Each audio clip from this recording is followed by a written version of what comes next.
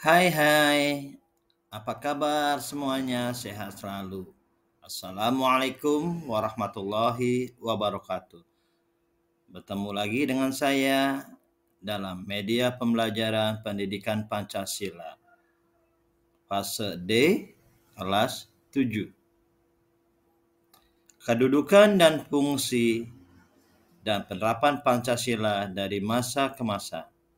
Tujuan pembelajaran: setelah mempelajari materi bab ini, peserta didik diharapkan mampu mengkaji fungsi dan kedudukan Pancasila sebagai dasar negara dan pandangan hidup bangsa, menjelaskan fungsi Pancasila sebagai ideologi negara, dan menjelaskan implementasi Pancasila dalam kehidupan bernegara dari masa ke masa.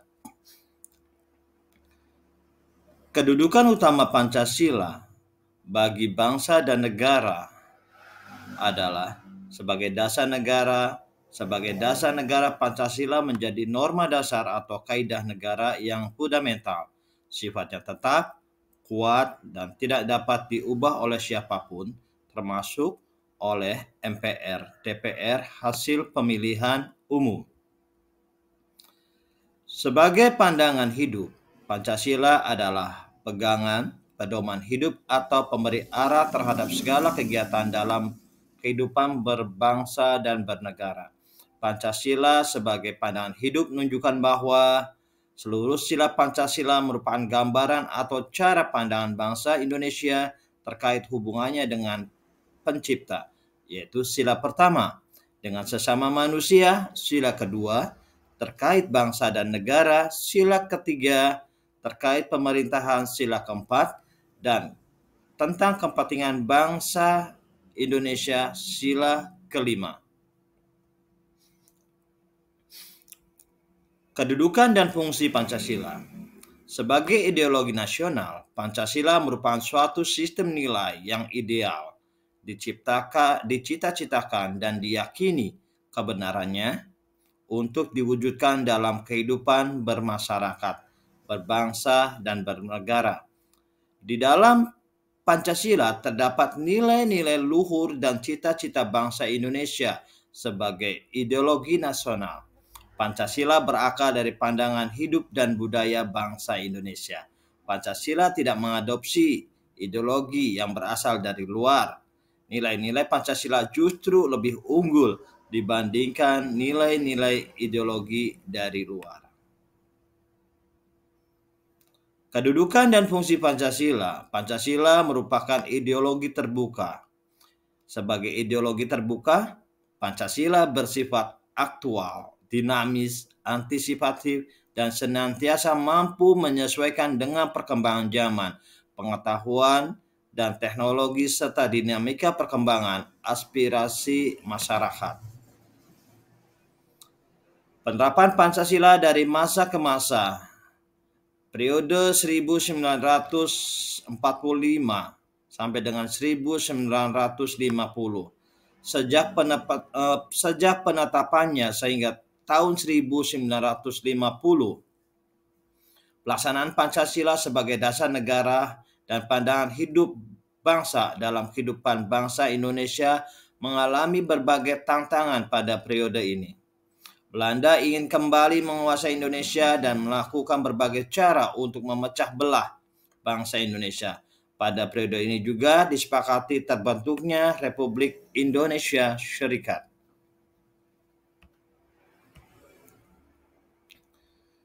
Periode 1950 sampai dengan 1959. Setelah RIS bubar, negara Indonesia kembali berbentuk kesatuan. Konstitusi yang digunakan adalah Undang-Undang Dasar Sementara atau UUDS 1950. Pada periode ini, penerapan Pancasila sebagai dasar negara dan pandangan hidup bangsa cenderung diarahkan sesuai dengan paham liberalisme. Periode 1959 sampai dengan 1966. Pada tanggal 5 Juli 1959, Presiden Soekarno menetapkan keputusan Presiden nomor 150 tahun 1959 tentang kembali ke Undang-Undang Dasar 1945. Hal tersebut diharapkan dapat mengembalikan penerapan Pancasila sebagai dasar negara dan pandangan hidup bangsa secara murni dan konsekuen. Namun, hal tersebut tidak sejalan sesuai harapan. Hal ini karena sejumlah kebijakan cenderung menyimpang.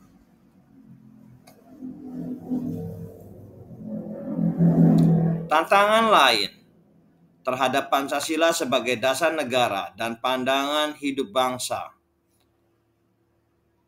pada periode ini adalah terjadinya pemberontakan yang dilakukan oleh G30S PKI atau Partai Komunis Indonesia yang dikenal dengan peristiwa G30S PKI. Periode 1966 sampai dengan 1998 umumnya dikenal sebagai Orde Baru. Pada awal periode ini, semua pihak berharap Pancasila dan Undang-Undang Dasar Negara Republik Indonesia tahun 1945 dapat dilaksanakan secara murni dan konsekuen. Presiden Soeharto sebagai pimpinan Indonesia mengeluarkan kebijakan untuk menstabilkan perekonomian dan keamanan Indonesia. Periode 1998 sampai sekarang, pada periode reformasi ini, pelaksanaan Pancasila sebagai dasar negara pandangan hidup bangsa secara murni dan konsekuen kembali digaungkan. Pada masa reformasi, terdapat sejumlah tantangan, antara lain sebagai berikut. Munculnya paham radikalisme yang dapat mengancam keutuhan negara kesatuan Republik Indonesia. Paham radikalisme cenderung tidak menghargai keberagaman sehingga dapat menimbulkan sikap dan perilaku yang dapat memecah belah rakyat. Hal ini merupakan ancaman terhadap keutuhan NKRI. Masuknya beragam paham ataupun budaya asing ke Indonesia akibat globalisasi. Era globalisasi ditandai mudahnya informasi yang masuk ke Indonesia akibat kemajuan teknologi informasi. Beragam paham asing tersebut menyusup dengan cepat ke dalam rak masyarakat dan cenderung diterima tanpa disaring. Hal ini menyebabkan sejumlah masyarakat cenderung lebih berperilaku berdasarkan paham-paham asing yang bertentangan dengan Pancasila sebagai pandangan hidup bangsa Indonesia. Itulah tadi gambaran tentang materi bab 2. Sampai berjumpa lagi dengan saya pada video pembelajaran berikutnya. Assalamualaikum warahmatullahi wabarakatuh.